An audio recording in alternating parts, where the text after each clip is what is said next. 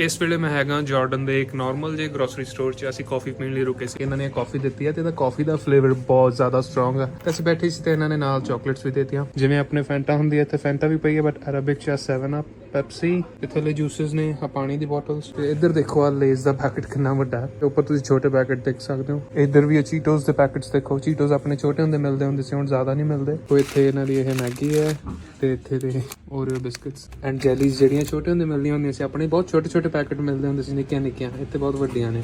ਤੇ ਸਾਹਮਣੇ ਦੇਖੋ ਇਹਨਾਂ ਦੀਆਂ એનર્ਜੀ ਡਰਿੰਕਸ ਨੇ BM ਤੇ ਉਧਰ ਲਿਪਟਨ ਦੀ ਚਾਹ। ਨਿੱਕੀ ਜੀ ਦੁਕਾਨ ਹੈ ਇਹ, ਲੋਕ ਬਹੁਤ ਚੰਗੇ ਆ। ਥੋੜੇ ਦਿਨ ਪਹਿਲਾਂ ਅਸੀਂ ਗਰੋਸਰੀ ਸਟੋਰ 'ਚ ਗਏ ਸੀ, ਉਹਨੇ ਵੀ ਸਾਨੂੰ 2 ਚਾਕਲੇਟਸ ਜਿਹੜੀਆਂ ਫ੍ਰੀ ਦੇਤੀਆਂ ਸੀਗੀਆਂ।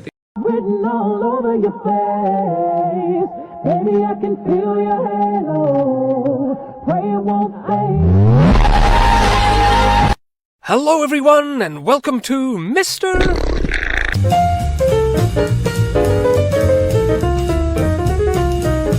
This is the Middle East, and here's Jordan. Now come on, let's go, shall we? Once upon a sand-swept slumbering age, eons before the dreams and visions of men were chiselled into stone, fluttering shadows wandered over the jagged ridges and dunes, and settled in the land we know as Jordan. Named for the famed river, these archaic inhabitants eventually abandoned their hunters' spears and set about structuring themselves into more organised communities, a phenomenon we call civilization. Those ancient Jordanians dwelling at Ain Ghazal fashioned some striking, we might say terrifying, statues out of lime plaster, some with enormous legs and others sporting 2 heads per torso. The Jordanians of the Bronze Age had a pretty good thing going until nomadic invaders burst in and tore it all down. And then the Egyptians swallowed up the saddened land sometime after 1580 BC. When Egypt packed up and went home, Iron Age Jordan birthed 3 kingdoms. Up the top was Ammon, in the middle was Moab, and down south was Edom. All 3 are mentioned at length in the Hebrew Bible as the perennial enemies of Israel, and war was common. There were links between the rivals, however, stretching beyond the similarities of their languages. For instance, in the Bible, Edom was the home of Esau, the brother of Israel's 3rd patriarch, Jacob, and the Ammonites and Moabites were descended from Lot, the nephew of Abraham, and that's where we get the saying, thanks a lot from. Well, not exactly. But anyway,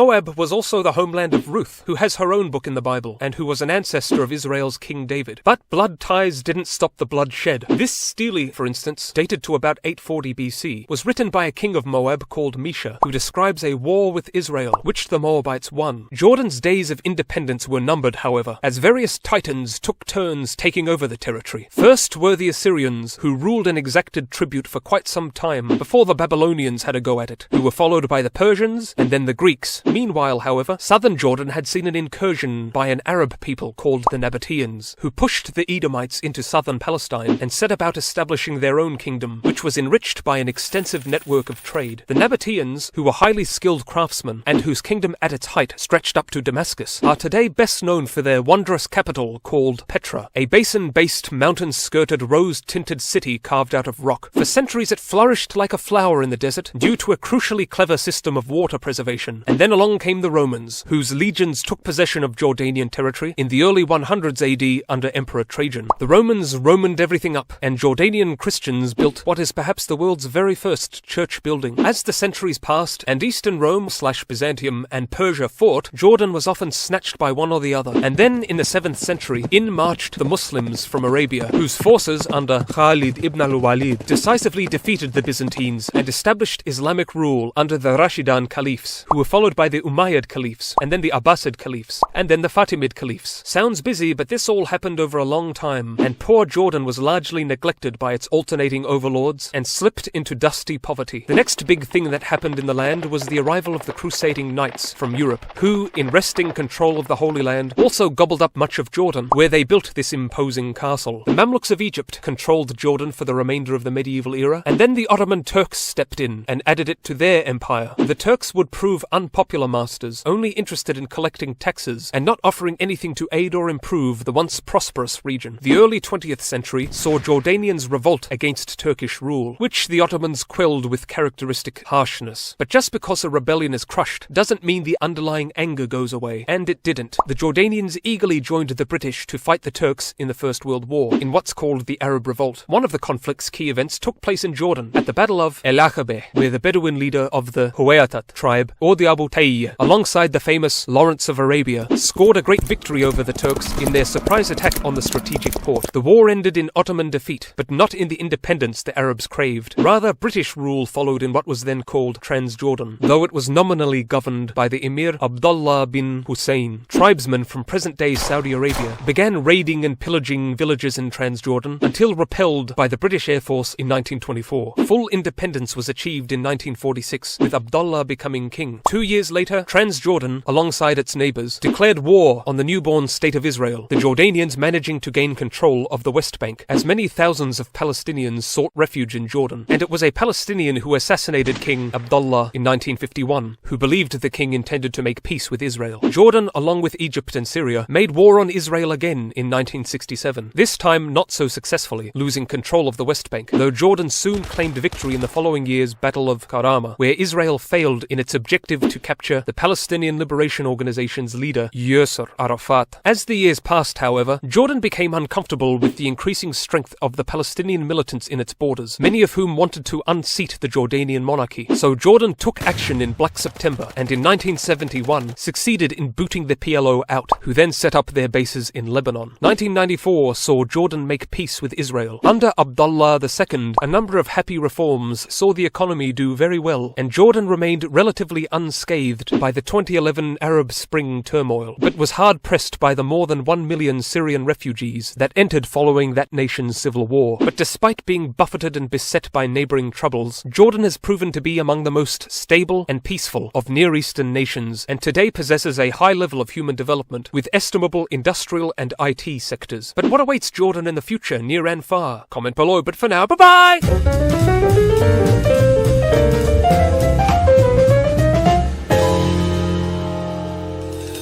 Jordan's King Abdullah II was born in 1962 and is the eldest son of King Hussein and Princess Muna, who was born Tony Avril Gardner. He ascended to the throne in 1999 on the death of his father. In 1993, King Abdullah married Queen Rania, who was born in 1970. Together, they have 4 children. Crown Prince Hussein was born in 1994, Princess Iman was born in 1996, Princess Salma was born in 2000, and Prince Hashem was born in 2005. Prince Hussein is heir to the throne. He will marry Saudi-born Rajwa Al Saif on June the 1st. Princess Iman married Jamil Alexander Thermiotis on March 12th of this year.